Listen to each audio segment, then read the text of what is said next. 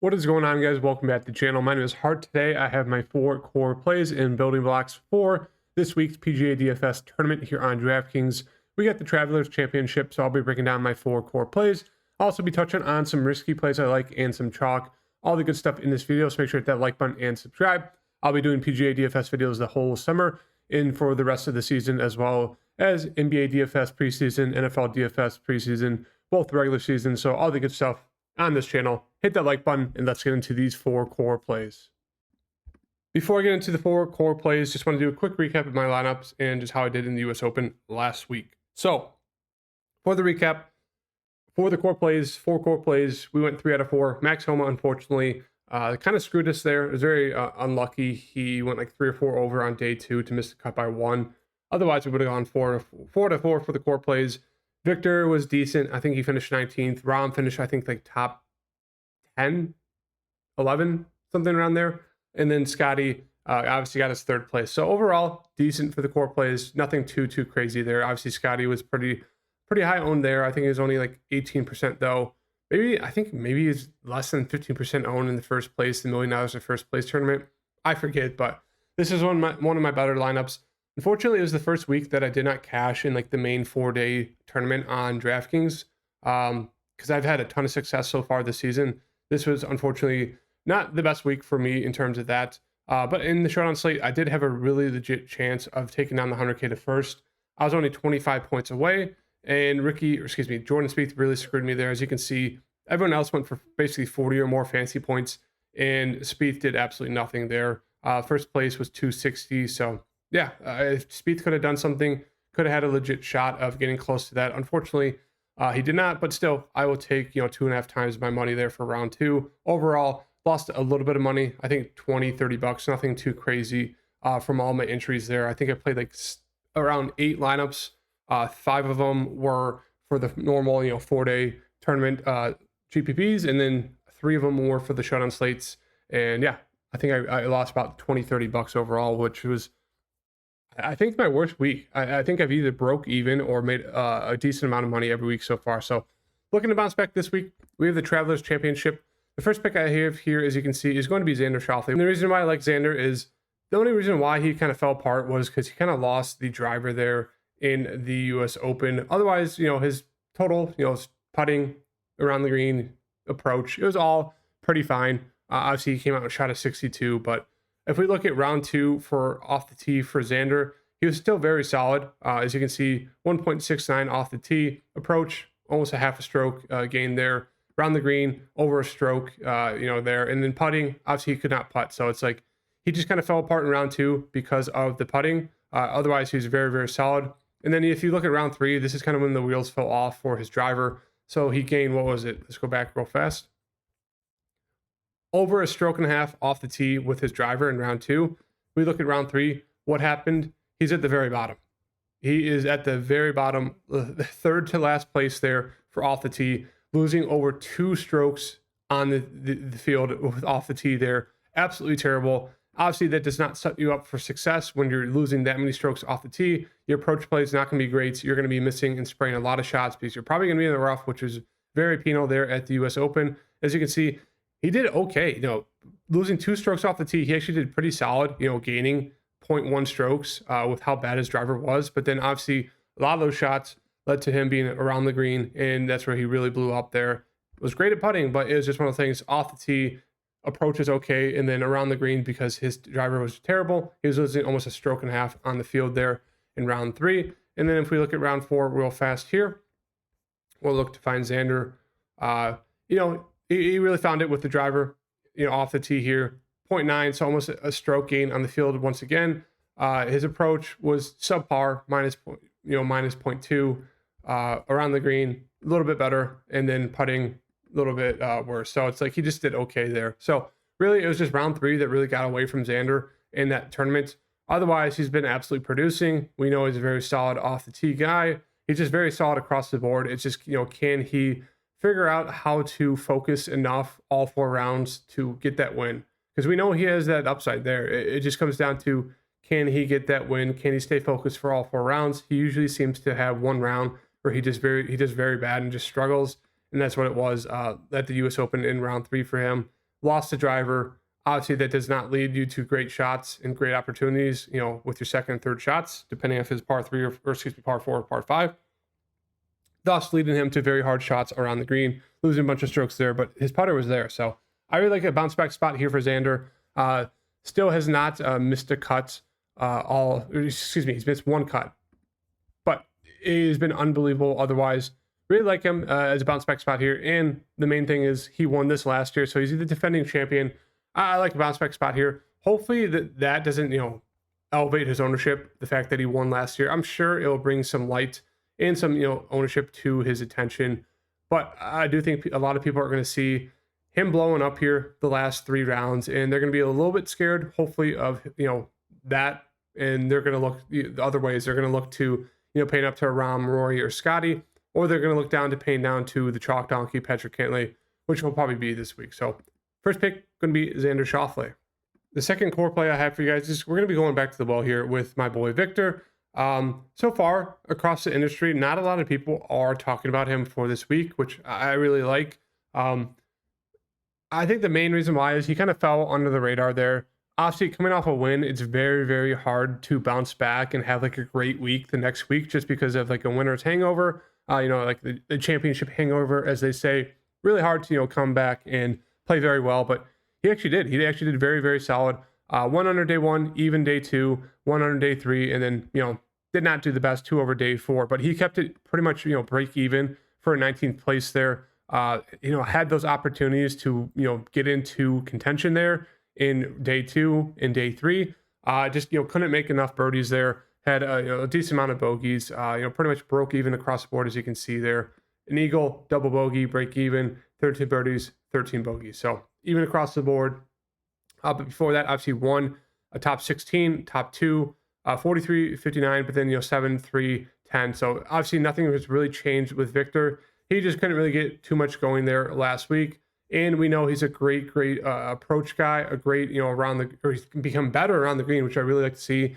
And the thing I like the most about Victor so far is he's gained strokes putting in 4 straight tournaments. The PGA, where he got a top 2 there, tied 16th at the Schwab with almost 1 stroke gain on the field for the tournament. Memorial, obviously he won that. He gained over a stroke and a half on the field putting there. And then at the US Open, a tough place. It was great to see a guy like Victor, who sometimes does struggle with the putter, go out there and still gain a little bit on the field there. So I really like the direction of the putter. As you can see before that, he struggled with the Wells Fargo, struggled with the RBC, and that's kind of what led him to those big finishes, top 59, tied 43. Before that, Masters, he was putting well, almost a stroke on the field. He got a top 7. So as you can see, if he keeps the putter in play, we know the rest of this game is there. He's a fantastic ball striker. He's really been improving around the green. So if he can just keep his, putter going decently well, we know he's great off the tee. We know that, as you can see, he's gaining strokes off the tee pretty much every single tournament. He's got the length. He's very accurate as well. So it's just one of those things. Great off the tee. It's not like we really need that for the Travelers, but he is great, as you can see. Approach, very, very solid approach play. Not the best there for the US Open, but still gaining a little bit of strokes there, 0.07 on the field. But before that, as you can see, it's pretty much all green there for Victor. So great off the tee, great approach. And it really just comes down to, can he putt? If he can putt, he's pretty much a surefire thing to get you a top 15, if not a top 10. And I do really like him winning this tournament. He's one of those guys who can easily rack up a lot of birdies here. So he's going to be play number 2. I think he's flying on the radar. So I really like Victor as the second core building block play for this week. The third guy I really like for this week is going to be Mr. Tommy Fleetwood here at 9.3K. The price is really jumping up here. I think people will start jumping off just because of the price, which I don't think we should yet, just because of how well Tommy has been playing. So if we look back at the Valspar, kind of when this streak had, kind of started here for Tommy, playing very well. He got a top 3 there, 33rd at the Masters, 15th at the Heritage, then top 5 at the Wells Fargo, PGA top 18. Obviously missed the cut at the Schwab there, barely. He shot 70, 72, didn't miss the cut too badly there. Like he was decent, just barely missed the cut. Then he comes back, RBC, goes for, second place finish there. playoff hole. He lost from the fourth playoff hole because Nick Taylor hit, was it like a 72-foot putt, something like that, crazy. So he had the opportunity to win there. And then it was nice to see, a lot of times when that happens, when guys, come out there, they lose in a playoff the next week, they're pretty demoralized. They usually either miss the cut or they just don't do well at all. Tommy Fleetwood came out there and got a top 5 at the U.S. Open. He went absolutely crazy there, obviously in round 4 to kind of vault him into that top 5 finish there. But still, he's one of those guys who's been unbelievably well with the putter, and he's really starting to turn it on. As you can see, almost a win there at the RBC, vaulting into the top 5 finish there at the U.S. Open. Really, really like where Tommy Fleetwood's game is heading, and we'll pull up his stats here for us this season so far. And as we can see, Tommy Fleetwood, he actually lost strokes total overall putting at the U.S. Open, and he still got a top 5 finish there, obviously with the huge Sunday finish. But his approach play, it was great. Off the tee, he was great. Total, very, very solid. So I really, really like the direction of, Tommy's game right now. Only lost, strokes approach one time out of the past, 6 tournaments. So his direction is going great. And obviously, the one time he was terrible at approach, he missed the cut. And he didn't miss it by a lot. He only missed it, I think it was 1 or 2 strokes there for the Schwab. Don't quote me on that, but yeah, he did not do terrible. It's not like he went out there and just played god awful and was losing strokes everywhere. He just lost it on approach. And obviously, the Schwab is a decently hard course. So if you're losing strokes off approach, you're not going to be set up to, have a great putting day. As you can see, only gained 0.2 on the field there putting. But otherwise, you can see at the Wells Fargo, gain across the board. PGA, gain across the board. Obviously, the miscut there, but then the RBC, gain strokes putting. Around the green wasn't the best. Approach, pretty decent. Off the tee, total, great. U.S. Open, lost some strokes putting. Around the green, decent. Approach, great. Off the tee, still great. Total, great. So really like the direction of Tommy Fleetwood here. He's a great putter. As you can see, he's gained strokes putting 1, 2, 3, 4, 5, 6 straight. Lost a little bit there at the U.S. Open. I like the spot here for Tommy Fleetwood. He comes at a very solid price tag. A lot of people are going to be jumping to, I still think Wyndham Clark will carry some weight here, even though he's coming off of that kind of championship win. But a lot of people are going to jump to Ricky Fowler. I do think Fitzpatrick is going to gain a little bit of attention. And I do think people are going to, either pick, 1 or 2 guys in this 10K range and then drop down to some cheaper options because it is a pretty stacked field. So I do think Tommy Fleetwood will go overlooked here a little bit. Not too much, but a little bit here in this range. The 4th player I really like for my core building block is going to be Mr. Collin Morikawa here at 9.5K. Morikawa, as you can see, not the best DraftKings profile here in the past 6 tournaments. We'll start out at we'll just go to the beginning of the season. Obviously, the beginning of the season, we'll just call it the Century Tournament Champions. He started out great. Second place, obviously he blew the lead there, which is very frustrating because that did lead to, this was the tournament I had the chance of a takedown, finished 29th place out of the 200K to first tournament. So yeah, won $500 there, was top 10 all day until the last few holes when Collin kind of blew up, which is very frustrating. But yeah, as you can see, second place, third place, and then the cut happened, top 6, cut. Then he had, pretty solid, tied 13 of the players, top 10 at the Masters, RBC, top 31. And then his game really started to kind of get away from him. His back kind of has flared up a little bit recently. He missed the cuts, PGA top 26, Schwab top 29, missed the cut the Memorial, and then top 14. Was very, very, inspiring to see just because with that back injury, not a lot of people were on him. They're kind of scared, could he tweak it? He was bending down very weirdly to set up his balls, to tee off. And he came out and actually did very, very solid. 71, 69, 69, 69. 2 overall, top 14 after missing the cut the week before. And just pulling up his stats. His stats are really trending in the right direction here. Kind of like a Tommy Fleetwood, where he's gained strokes on approach. As you can see, his ball striking is back. He's really gained strokes, the last 6, 1 or more. Zurich, 1. Wells Fargo, 2, PGA 1, Schwab 1, Memorial 2, U.S. Open almost 1.6 strokes gained on the field with approach. His off the tee, decently accurate. So it's not like he's going to really hemorrhage a ton of strokes off the tee, which is great because if he just stays in the fairway there, avoids the water, and his approach play is as great as it is right now. Really like his chances at the Travelers this week, just because you don't really need to be the best around the green. And then if he's gaining strokes putting, which he has the past two, I really like his chances here. He's really starting to get back into form here. The off the tee, solid. His approach has been fantastic. And then around the green, doesn't matter too much. That's kind of who he is, kind of, break even around the green. But then putting, he's kind of one of those guys that it just, can the putter get hot? It's gotten hot the past two. He's done well. I really like a bounce back spot here for Colin Morikawa to start getting into the flow of things, the swing of things, kind of what we expected from him. Pretty much every tournament, he really hasn't lived up to the expectations yet, but I expect him to get back to it here, and I really like him as my fourth core play for this week. So those are the 4 core plays. Now I'll quickly touch on my risky plays and the chalk plays. So for the risky plays here, I got 3 guys going to go down to this 9K range, the 8K range. Homa, Justin Thomas, Tom Kim, Cam Young. These 4 are my favorite risky plays of the week. Max Homa, a guy who missed the cut by 1 there, or 2. He missed the cut by 2, just had a terrible day there. Came out, shot 2 under, and then came out and shot, 6 over. So a tale of 2 stories there. Day 1 great, day 2 terrible. Missed the cut by 2 there. Very frustrating. And he just really hasn't been the best all around since the beginning of the season, pretty much since March. March to January, from January to March, he was great, one of the best players in the world. And then he's really cooled off, kind of lost his driver, kind of lost his approach play. His putter is usually decent, but yeah, everyone else has kind of struggled there. So not a lot of people are going to be on him. He's pretty cheap here, but I still really like him. He's one of those grinders that can come out of nowhere, have a really solid tournament. Same thing with JT.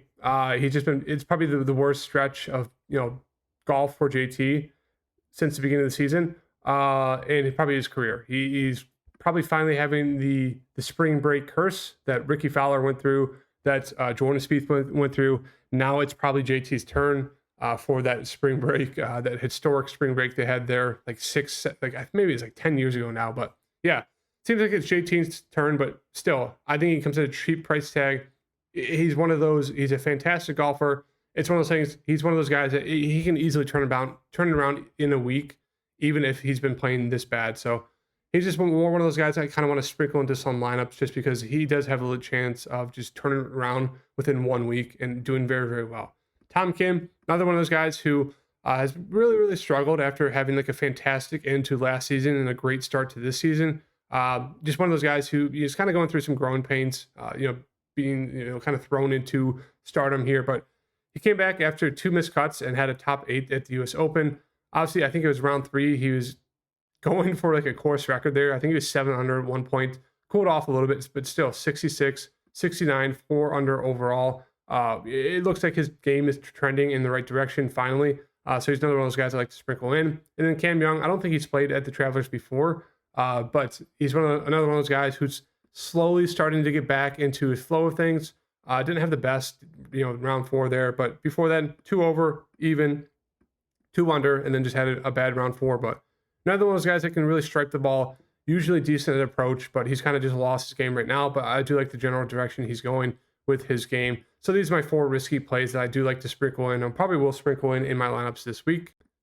And then just touching on the top chalk plays, or I guess the chalky plays so far, just across the board, across the industry, with just people's tweets and videos that I've seen. Number 1 is obviously going to be Pat Cantlay here. Wouldn't be surprised if he comes in at 25% owned, if not more, because of his course history and just because he's a very solid player.